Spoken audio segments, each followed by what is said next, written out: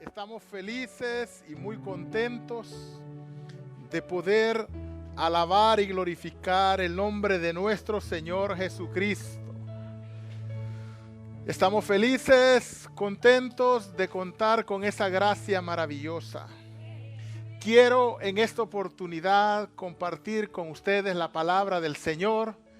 Quiero hablarles de un tema que lleva por título Conforme al corazón de Dios.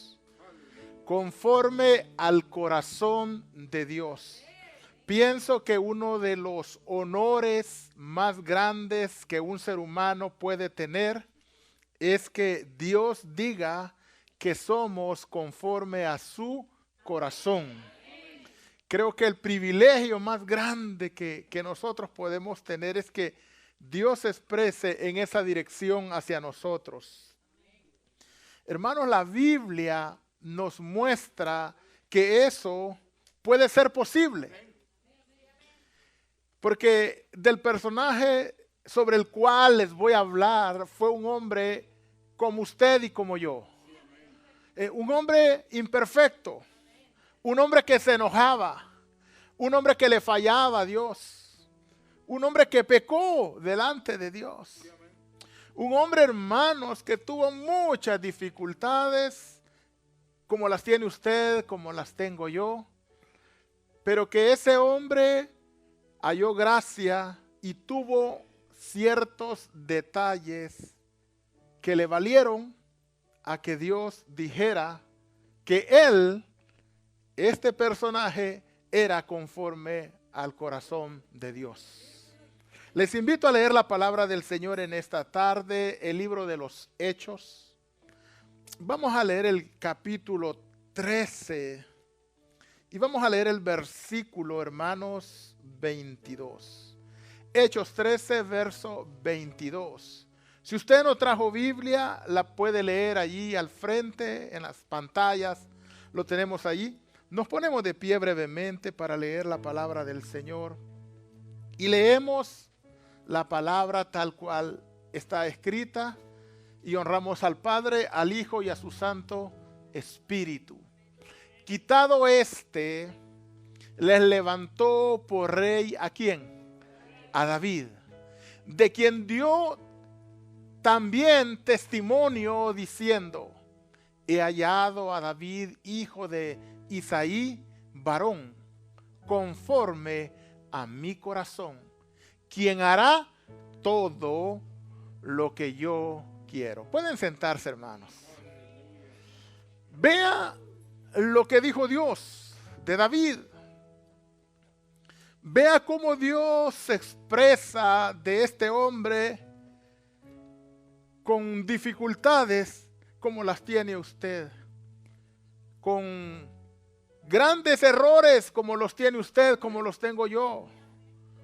Pero Dios, a la hora de hablar de David, dice: he elegido, he encontrado a un varón conforme a mi corazón. Conforme a mi corazón. ¿Quién hará todo? ¿Escuchó? Todo lo que yo quiero. Dios estaba seguro. Dios estaba confiado de que todo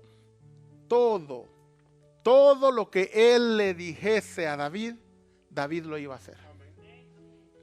David se equivocaba. David podía ser rebelde, pero una cosa tenía David. Era que si Dios le decía, por ejemplo, vuélale la cabeza a David lo iba a hacer. Y eso hace de que Dios se exprese de esa manera de David. Voy a hacer un contraste entre el rey primero de Israel y el rey segundo de Israel. El primero, Saúl, ¿sí? Hijo de Cis, de la tribu de Benjamín. Fue el primer rey sobre todo Israel. Este rey tuvo el honor y el privilegio de comenzar a reinar sobre todo Israel. Luego Dios lo quita y pone a David. David fue el segundo rey sobre todo Israel. Y Dios, si usted leyó bien el pasaje, dice, he quitado a Saúl. Y en medio de todo Israel me he encontrado uno que es conforme a mi corazón. Y que todo lo que yo le voy a pedir, Él lo va a hacer. Si hacemos un contraste en la vida de estos dos hombres, en la vida de estos dos personajes, nos damos cuenta que si los pesamos, Saúl incluso sale siendo mejor hombre que David. Porque Saúl no cometió los errores que David cometió. No lo hizo. Pero, ¿qué hizo de que Dios lo desechara? Desobedeció. A la primera petición, desobedeció. Dios le dijo, ve a Amalec y destruye todo lo que hay allí. Todo, todo. Hombres, mujeres, vacas, niños, todo.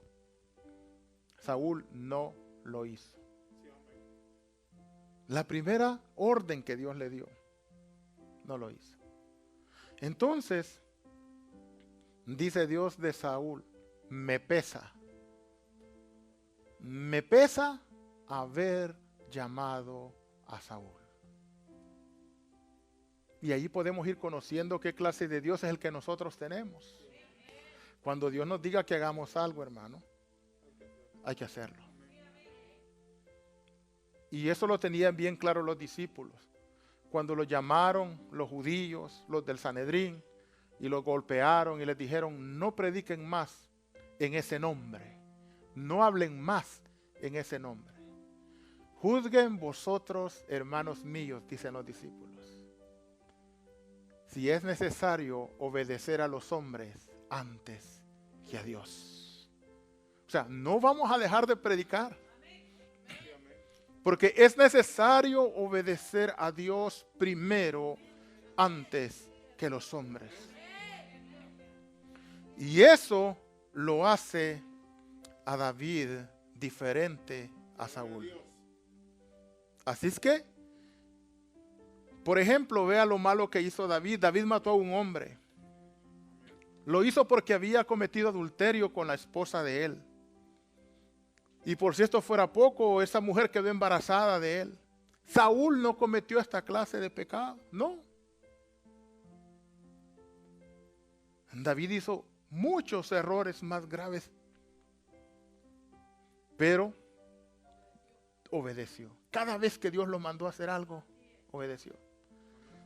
Es que, hermano, sí o no a usted le pasa si usted le dice a alguien, ve a traer esto y no va. ¿Cómo se siente?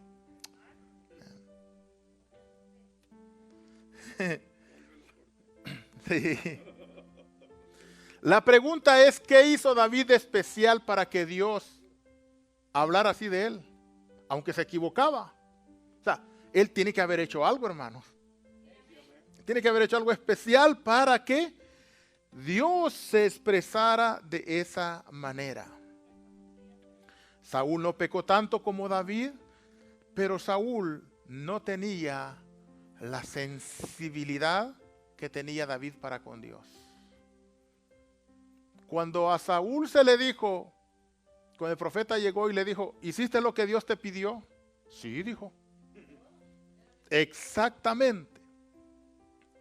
Hice todo lo que Dios me pidió. Entonces le dije al profeta Samuel, si tú hiciste todo lo que Jehová te pidió, ¿qué es ese balido de esas vacas que mis oídos oyen? Ah, no. El pueblo y se le perdonó la vida al rey y trajo las vacas para ofrecerlas. Elegí lo más gordo para dárselo a Dios. ¿Qué no te dijo Dios que lo mataras todo? No asumía su responsabilidad. Cuando David peca, siempre David dice, contra Dios he pecado. Reconozco mi error delante de Él. ¿Ve la diferencia? No, yo no lo hice como Adán y Eva, no, se escondía. Adán, ¿qué hiciste? Bueno, la mujer que me diste. Igual que Saúl, hermano. Si algo le agrada a Dios, hermano, hay que reconocer cuando nosotros nos equivocamos. Aleluya. Porque hermano, sí o no, que da coraje que uno sepa que las cosas no son así y le están diciendo que ese día es. ¿Usted lo hizo? No. ¿Cómo? No. ¿Lo hemos visto? No. Sí. Entonces, hermanos, eso los hace diferentes a ellos. Entonces, punto número 1, seamos responsables de nuestros actos. Si nunca le eche la culpa al otro. No. Soy yo el que se equivocó. ¿Sí? Eso tenía David. Les invito a conocer parte de la vida de David para que veamos cómo él actuaba cuando se equivocaba. Por ejemplo, la Biblia dice, hermanos, que él un día, a él se le ocurrió hacer un censo del ejército que tenía. El pueblo se había aumentado y el ejército había crecido. Y tenía muchos soldados. Y él un día decidió hacer un censo. Vayamos a Primera de Crónicas, capítulo 21, verso 2 al 4. Primera de Crónicas 21, del 2 al 4. ¿Lo tiene? Sí, 21. Sí. Primera de Crónicas 21 del 2 al 4.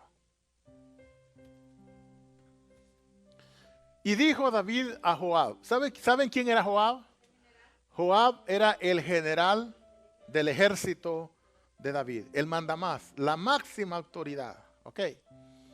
Y dijo David a Joab y a los príncipes del pueblo: id y haced censo de Israel desde Berseba hasta Dan, e informadme sobre el número de ellos para que yo lo sepa. Sigamos leyendo. Y dijo Joab: añada Jehová a su pueblo 100 veces más, Señor mío. ¿No son todos estos siervos de mi Señor? ¿Para qué procura mi Señor esto? ¿Qué será para pecado a Israel? Versículo 4. Mas la orden del rey pudo más que Joab. Detengámonos hasta ahí. Joab lo hace reflexionar a David. Mi Señor, ¿para qué lo va a contar? No es necesario. El Señor nos añada 100 veces más. No tenemos por qué saber el número de soldados que tenemos. Eso no es importante. Cuando nosotros peleamos, mi Señor, quien nos da la victoria en nuestras batallas no son nuestros soldados. La victoria la recibimos de parte del Señor. No tenemos por qué confiar en el número de soldados, Señor. Que lo vayas a contar, te digo. ¿Quién es el rey? ¿Tú o yo? Usted, Señor. Vaya a contar a los soldados. Pero, Señor, puede ser pecado ante Dios. Que lo vayas a contar, te digo. Hermanos, ¿cuántas veces no nos pasa lo mismo? Que por medio de una predicación Dios nos habla. Estamos mal y hay un hermano que se para una hermana y comienza a hablarnos y nosotros endurecemos nuestro corazón. No queremos escuchar. Y a veces cuando van a decir en algo que estamos mal nos distraemos, hasta nos ponemos a hablar como no quiero oír lo que están diciendo. Y tendríamos que aprender a escuchar. Cuando el mensaje toca tu corazón, debes recibir esa palabra. Porque hoy Dios no va a venir y te va a hablar y te va a decir: Luis Hernández, soy Jehová tu Dios, no hagas eso. No. Él va a hacer que un predicador probablemente venga y predique y te diga, ¿sí?, en qué estás mal. O puede ser quizás un familiar tuyo, tu papá, tu mamá, qué sé yo, el pastor, o alguien te va a decir no. Y entonces David no quiso hacer caso. Y Dios le habló a través de Joab. Así que nosotros, y yo soy el primero en levantar mi mano, muchas veces nos parecemos a David. Sabemos que nos están diciendo la verdad, sabemos que tiene razón, pero no asumimos nuestra responsabilidad. Y entramos con un espíritu de terquedad y por eso fracasamos, fallamos. Entonces, no, mi Señor, le decía Joab, no tenemos por qué hacerlo. La victoria nos la da Jehová. Él nos ayuda a vencer nuestros enemigos. ¿Por qué quiere saber cuántos tenemos? Porque si sabe usted cuántos tenemos, entonces usted va a decir: porque tenemos tantos soldados, por eso hemos ganado. Y no es cierto, Señor. La victoria las obtenemos porque Dios nos la da. Y eso es aplicable a todos, hermanos, en toda nuestra vida. Si tocamos bien porque Dios nos dio la habilidad. Si predicamos bien porque Dios nos da la habilidad. Incluso si cocinamos y limpiamos en nuestro trabajo, hermano. El trabajo que nosotros tenemos, no lo tenemos porque nosotros seamos la gran cosa nosotros. Uy, hermano de Albert Einstein, yo, ¿verdad? No. Súper inteligente, no. Misericordia de Dios. Misericordia. Y a veces pensamos que nosotros somos los que hemos adquirido eso. Y no, hermanos. No. ¿Qué le pasó al diablo, hermanos? El diablo brillaba. Había brillo en él. Su traje de muchas piedras preciosas. Dice la Biblia que él era acabado en hermosura. Y todos cuando lo veían, me imagino que le decían: qué hermoso eres, qué radiante eres. Y él: oh sí, oh sí, oh sí, no hay ninguno como yo. Y por ahí algún otro ángel le decía: ya vas a ver. Se creía, hermanos, la gran cosa, y de verdad lo era. Pero no lo era porque él brillaba por sí solo, no. Él brillaba porque Dios lo hacía brillar. Él tenía la sabiduría porque Dios se la había dado, amén. Por eso note la diferencia. Jesús dijo: cuando ustedes hagan lo que se les mandó hacer, no esperen un monumento. Digan: siervos inútiles somos. Sí. Entonces todo lo bueno que hagamos, digamos: gloria a Dios, es el Señor en mí obrando. Ayúdame a ser humilde, Señor. Bueno, aquí el rey dominó y me lo mandó. Y dice la escritura que pasaron, hermanos, pasaron un poco más de 9 meses contando al ejército. El censo que ordena David en este capítulo también fue registrado en el capítulo 24. Y aunque la Biblia no dice la razón del censo, pero entendemos que en David ya se estaba generando una actitud de confianza excesiva en él.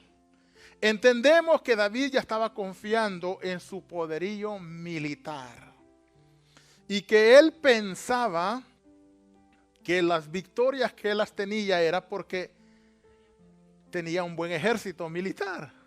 Y es que si estudiamos el ejército de David, que un día lo vamos a estudiar, hermanos, sí, dice que tenía incluso varones ilustres entendidos en los tiempos, que sabían lo que el pueblo debía de hacer.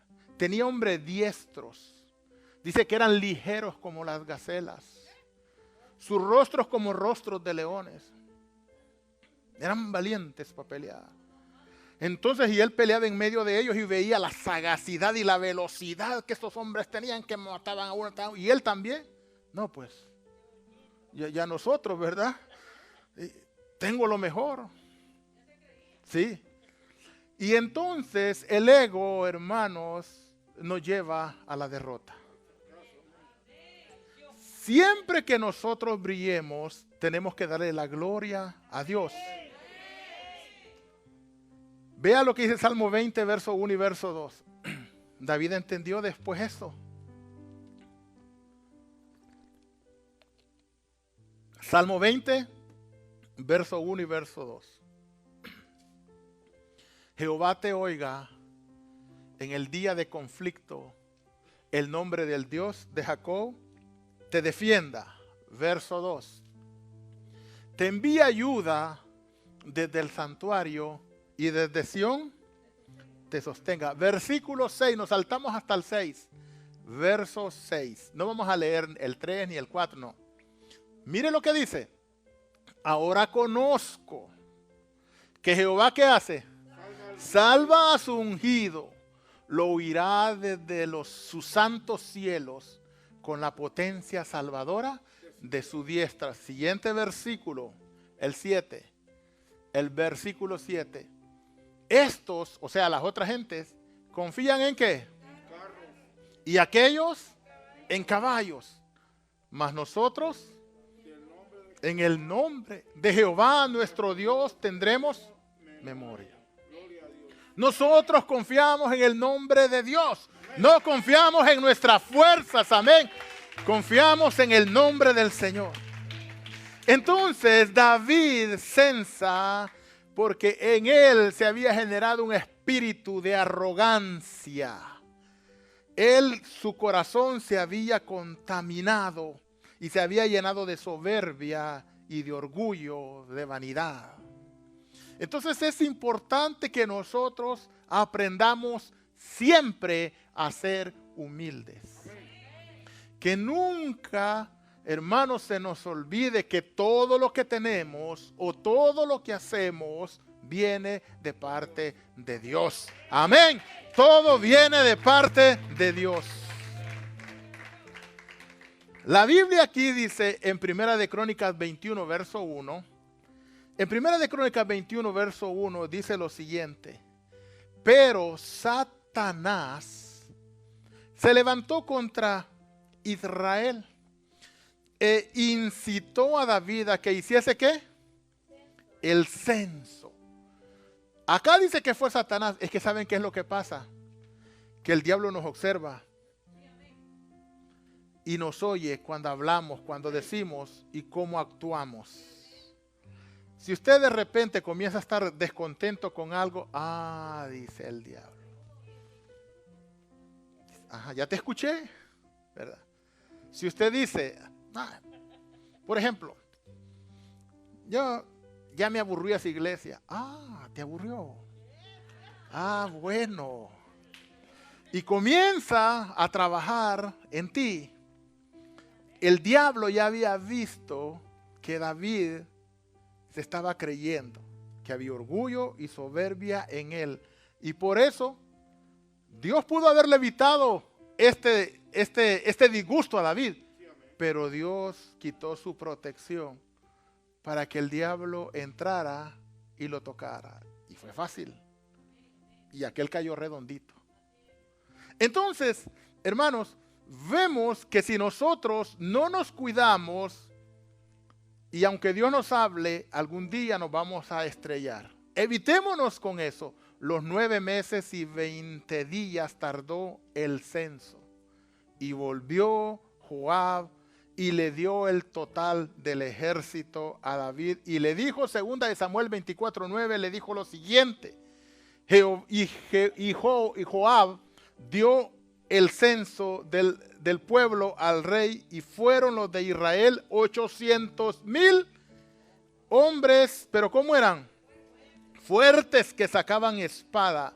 Y los de Judá, 500,000 hombres.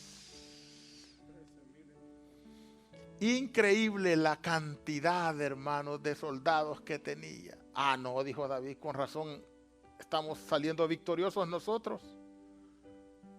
Tenemos un gran ejército. Tenemos un gran ejército. Entonces, no debió haber hecho el censo. Ahora, como podemos ver acá, David se equivoca.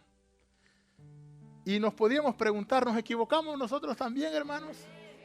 Y la respuesta es sí, nos equivocamos. Nos parecemos a David. Y como dicen por allá en mi tierra, somos igualititos a él, al equivocarnos, igualitito. Entonces, hermanos, pero vamos a aprender de David cuál era su actitud cuando se le señalaban sus errores. Y note que en 2 de Samuel 24, verso 10, dice que a él le he señalado su error y él vea la actitud después de que David hubo censado al pueblo. ¿Qué le pasó? Le pesó en su corazón. Y dijo David a Jehová. ¿Qué dijo David? Yo he pecado gravemente por haber hecho esto, mas ahora, oh Jehová, te ruego que me quites el pecado de tu siervo, porque yo he hecho muy neciamente. David reconocía cuando se equivocaba. Hermanos, reconozcamos cuando nos equivocamos.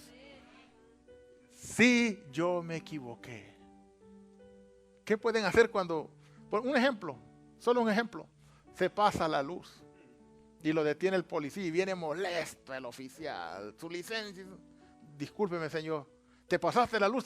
Sí, señor, me equivoqué. Ya se le baja todo eso que traía. Pero si usted le dice, no, ni amarillo estaba. Así es que ni amarillo estaba. O sea, se enoja, se molesta, se indigna. Sí, David reconoce su falta, se humilla, hay convicción en él. Dice, me equivoqué, fui necio, me dijo Joab y no quise escucharlo. Así es que vienen y le ofrecen a David 3 castigos. 3 castigos. Dios le habla al profeta y el profeta va donde David. Así es que David, ¿te equivocaste? Sí, yo me equivoqué, ok, pero no se va a quedar ahí. Para arreglar cuentas necesitas elegir uno de estos 3 castigos. Y vamos a ver qué castigo elige David, hermanos. Leamos la Biblia.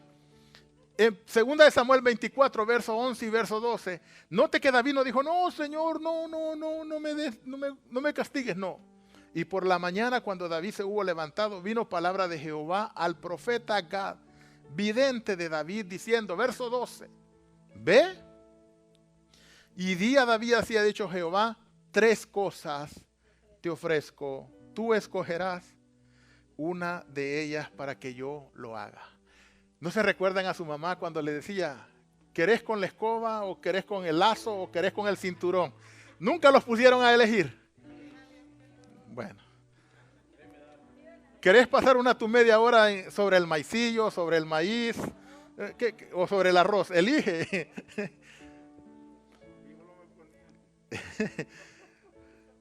¿Te cuelgo media hora en el árbol o te doy de una vez? O sea, elige. Bueno, note que aquí le piden a elegir a David 3 castigos. Verso 13. Vino pues Gad a David y le hizo saber y le dijo, ¿quieres que te vengan 7 años de hambre en tu tierra? Ese era el primer castigo, 7 años. O que huyas 3 meses delante de tus enemigos y que ellos te persigan, el segundo castigo. O 3 días haya pestilencia en tu tierra. Piensa ahora y mira qué responderé al que me ha enviado. 7 años de hambre, 3 meses perseguido por los enemigos y 3 días de peste de parte de Dios. elige uno de los 3 castigos. ¿Cuál creen que eligió David? Sí. Los 3 días de peste. Prefiero los 3 días de peste. Prefiero que el Señor me castigue. Prefiero caer en las manos de Él. Porque a Él le fallé. Fui necio. O sea, merezco ser castigado por Él. Otro hubiera dicho, no, que me persigan los enemigos, yo voy a andar corriendo y ni me van a alcanzar, ¿verdad? No. David dice, yo me equivoqué, yo pago. Yo asumo la responsabilidad. Por eso, David era un hombre conforme al corazón de Dios. Que Dios me castigue, no hay problema. Que sea Él. Porque a Él le fallé. Con Él yo tengo un trato, decía. Entonces David optó por la peste y de tres días. Según Samuel 24, versículo 14. Entonces David dijo a Agag, es grande mi angustia hoy. Caigamos ahora en manos de Jehová porque sus misericordias son muchas. Mas no caiga yo en mano de hombres. Así es que David sabía que Dios era misericordioso, hermano. Y él prefería caer en las manos de Dios. Y dice la Biblia que un ángel comenzó, hermanos, a enviar la peste, extendió, hermanos, su espada y comenzaron a morir. Y aquí muchas veces nos equivocamos porque a veces decimos, bueno, David pecó, pero la que moría era otra gente, ¿verdad? Ajá, así dice la gente. Pero note que esos que murieron merecían morir, estaban mal. De alguna manera Dios los iba a castigar a ellos. O sea, no está muriendo un inocente.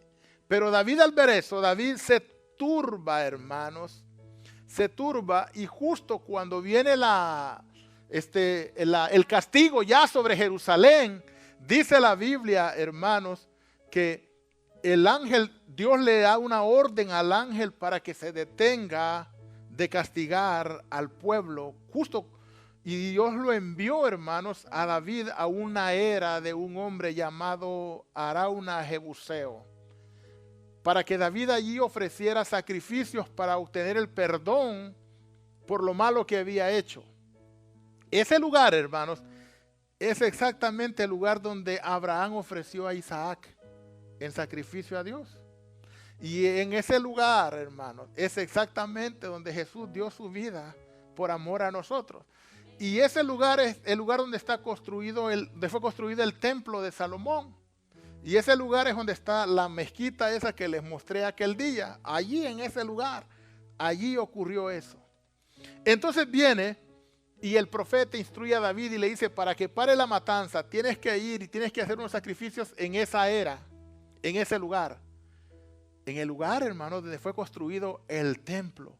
Y dice la Biblia que David fue corriendo, hermanos, apresurado a buscar a este hombre. Estoy leyendo 2 Samuel 24 del 18 al 23.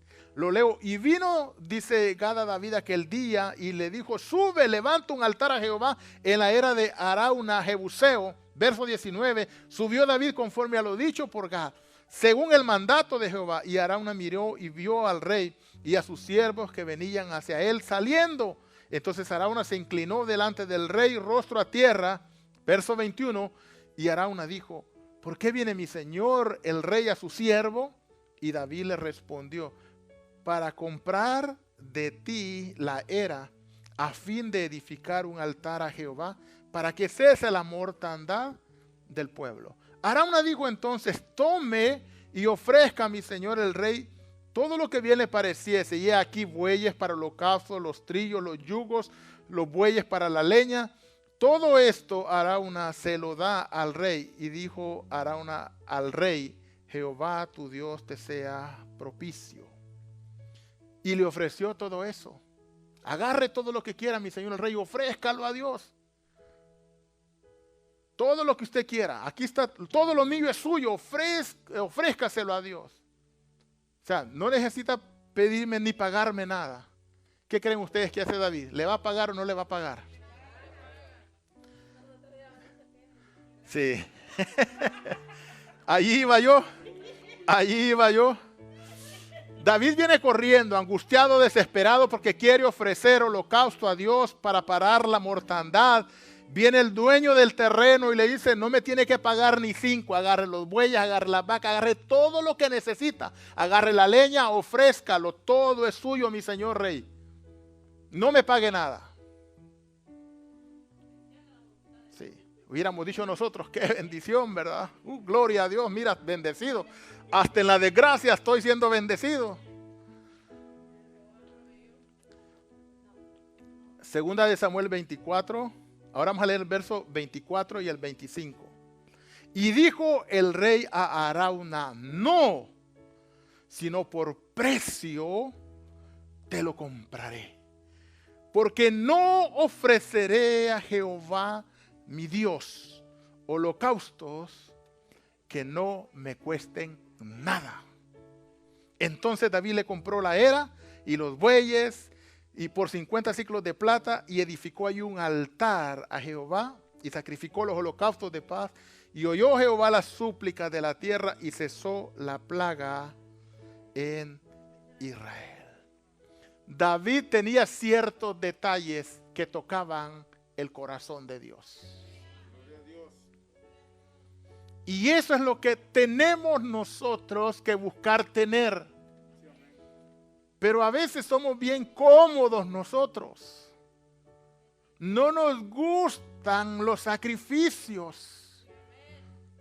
Yo le aseguro que cualquiera de nosotros en lugar de David dice, gloria a Dios, qué bueno que este me va a dar eso.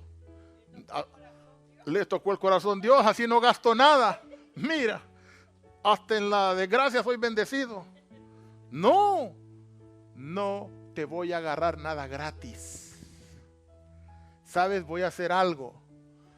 Yo, le dice David, te lo voy a pagar. Y no te lo va a pagar barato, te lo va a pagar lo que vale el precio de lo que cuesta el lugar. No me voy a beneficiar de tu generosidad. Si es para ofrecérselo a Dios, yo quiero que a mí me cueste. Y David no era el único, hermanos. Por eso yo les explico esto, para que aprendamos. Porque a veces somos bien cómodos. Pero note que el apóstol Pablo también era similar. El apóstol Pablo en Filipenses 3:8 dice lo siguiente. Ciertamente, y ciertamente aún estimo todas las cosas como pérdida por la excelencia del conocimiento de Cristo Jesús, mi Señor, por amor del cual lo he perdido todo y lo tengo por basura para ganar a Cristo. Amén. ¿Cuántos dicen amén? Note el sentimiento del apóstol, igual que el sentimiento de David. David dice, no le voy a ofrecer nada a Dios que a mí no me cueste. Pablo dice, ¿saben qué? Porque está hablando allí con los de Filipos y les dicen, si alguno de ustedes tienen que gloriarse, viene la plática así. Yo igual. Yo soy israelita como ustedes, circuncidado al 8º día. Y comienza a explicarles todo eso, Y luego, hermano, dice, todo lo que yo tengo, por amor a Cristo, yo lo estimo o lo tengo como pérdida. O sea, no me importa perderlo todo, lo que me importa es Cristo. ¿Sí? Porque dice él, y todo lo que yo he hecho y todo lo que yo tengo, lo tengo por basura. Lo tengo por basura para ganar a Cristo.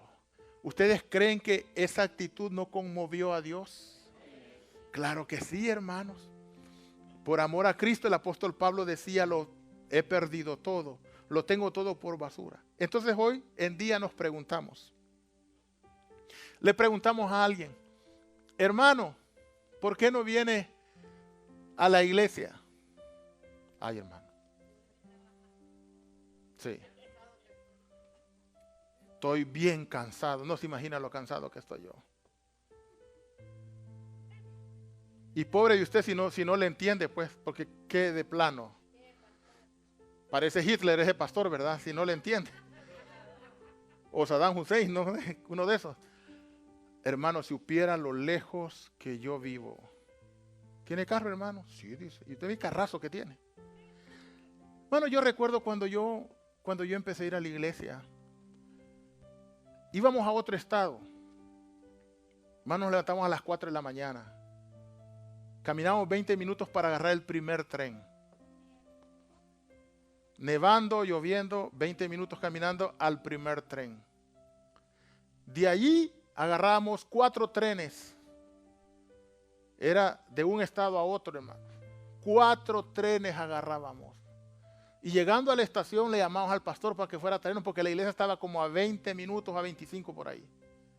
Imagínense la travesía que hacíamos.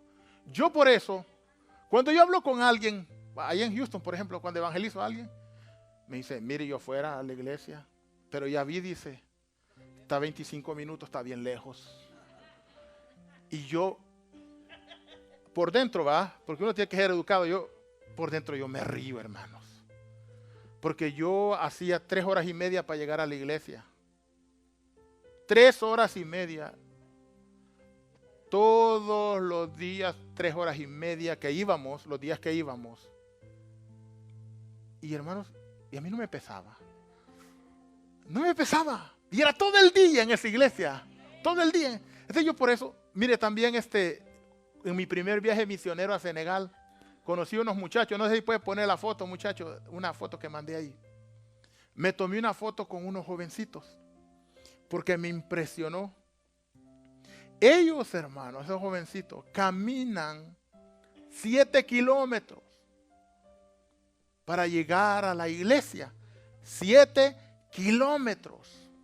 ¿Cómo cuántas millas serían? No, es menos. Vamos a decir unas 3,5 millas.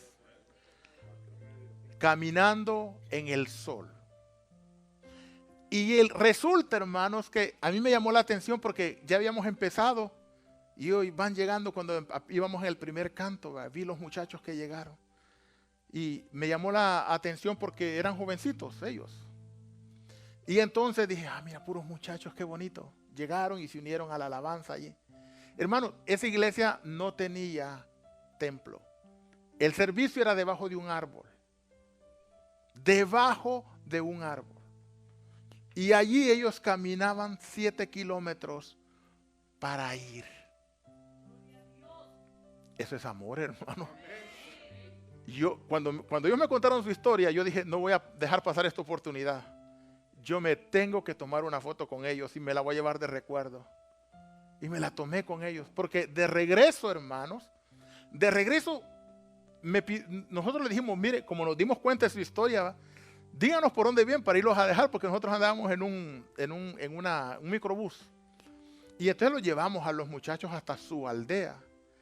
Pero hermanos, 7 kilómetros caminando en el sol.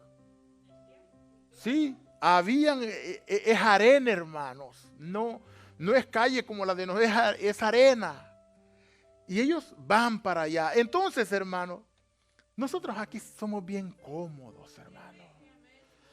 Dice, ¿por qué no va a la iglesia? Es que a mi esposo no le gusta. O es que a mi esposa no le gusta. Mírelos ahora, hermano.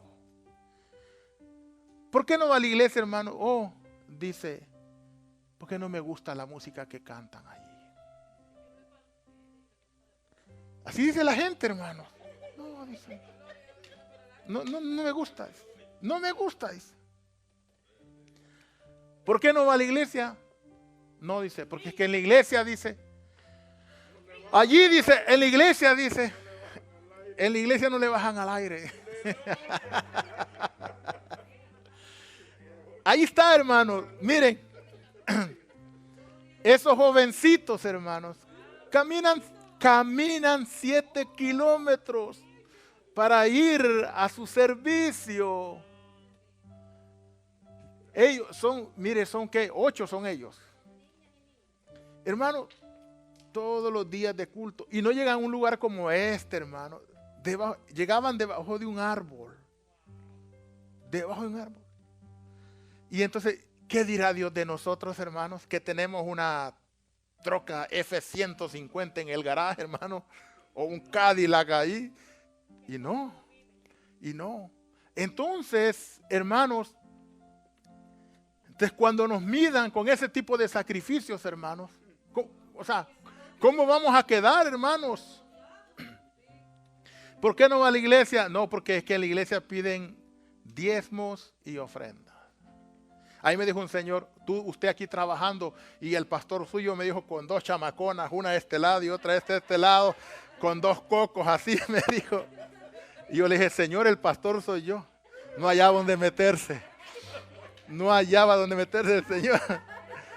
Es que la gente habla por hablar, hermanos. La gente habla por hablar. Así que, hermanos, la lista es interminable de las excusas que damos. Pablo decía, todo lo que yo tengo, todo por amor al Señor, yo lo tengo por basura. O sea, no importa, por ganar a Cristo. David decía, no me regales nada. Yo te lo voy a pagar por precio, porque yo no le voy a ofrecer nada a mi Dios que no me cueste. Hermanos, que nos cueste, que nos cueste, que nos cueste, que nos cueste. Amén. No seamos como aquel que se ganó el premio de Aragán. Estaba ahí. Y el ganador ahí, todos aplaudiendo. Venga por su premio, me lo pueden traer, dice. Con razón había ganado el premio, ¿no? Nótese la diferencia, hermanos, la calidad de creyente. Ese tipo de creyente es el que Dios espera que nosotros seamos. Ese es el tipo de creyentes. Así que, hermanos, nosotros podemos ver a estos hombres que tocaron el corazón de Dios, pero lo tocaron porque ellos se entregaron a sí mismos por el Señor. En Filipenses 3:12 el apóstol incluso dice lo siguiente. Filipenses 3:12 habla de que Él no es perfecto. Dice, no que lo haya alcanzado ya, ni que yo sea perfecto, pero prosigo para ver si logro hacer aquello para lo cual fui también asido en Cristo Jesús. Si nosotros le hemos estado fallando al Señor, todavía podemos cambiar. Todavía podemos ser diferentes. Todavía, hermanos, podemos nosotros hacer las cosas que a Dios le agradan. Ahora leamos el Salmo 40, verso 8 y 10. Voy terminando. Salmo 40, verso 8 y verso 10. Que esto sea lo que realmente sintamos nosotros en nuestro corazón. Salmo 40, verso 8. El hacer tu voluntad, Dios mío, me ha agradado. Y tu ley está en medio de mi corazón. Verso 9. He anunciado justicia en grande congregación. He aquí, no refrené mis labios, Jehová, tú lo sabes. Verso 10, el último verso. No encubrí tu justicia dentro de mi corazón. He publicado tu fidelidad y tu salvación. No oculté tu misericordia y tu verdad en grande asamblea. David decía, Señor, el hacer tu voluntad a mí me ha agradado. Que nos agrade hacer la voluntad de Dios. Que si venimos a la iglesia, que vengamos con alegría, con gozo, con júbilo. El salmista decía, yo me alegré con los que me decían, a la casa de Jehová iremos. Amén. Gloria a Dios. Que si vamos a dar, hermanos, que si vamos a ofrendar, que si vamos a diezmar, que lo hagamos, hermanos, porque nos nace, porque nos fluye. No porque para que vean los hermanos. No. Señor, el hacer tu voluntad a mí me agrada. Me es delicioso, Señor, venir a tu casa. Me es delicioso evangelizar. Siento tan rico, Señor, trabajar para tu obra. Me siento tan alegre cuando te sirvo, pero que nos nazca desde lo profundo de nuestro ser, hermano. Por eso David era conforme el corazón de Dios. Porque cada vez que David hacía algo para Dios, lo hacía con alegría, con gozo, con júbilo. No era, ay, ahora otra vez. No, sino que a él le nacía, le daba gusto, sabía que estaba agradando al Rey de Reyes y al Señor de los Señores. Aleluya. Por eso nosotros hagamos la voluntad de Dios. David manifiesta que el hacer la voluntad de Dios era algo agradable para él. Él se sentía feliz, él se sentía contento, hermanos. Estas palabras también, hermanos, el autor de los Hebreos las aplica a Jesús, porque Jesús fue obediente hasta la cruz, ofrendó su vida. Amén. Así que nosotros, hermanos, a todo lo que hagamos, hagámoslo como algo que nos fluye, que nos nace, ¿sí? Como una delicia. Venir a la iglesia debe ser una delicia. ¿Sí? Ayudar a la iglesia económicamente debe ser una delicia, hermano. Congregarnos debe ser una delicia. Ayudar al necesitado una delicia. Evangelizar debe ser una delicia.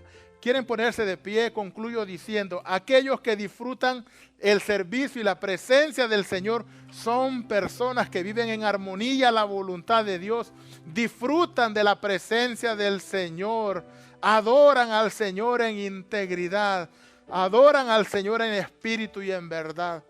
Y por eso el Padre busca a tales adoradores.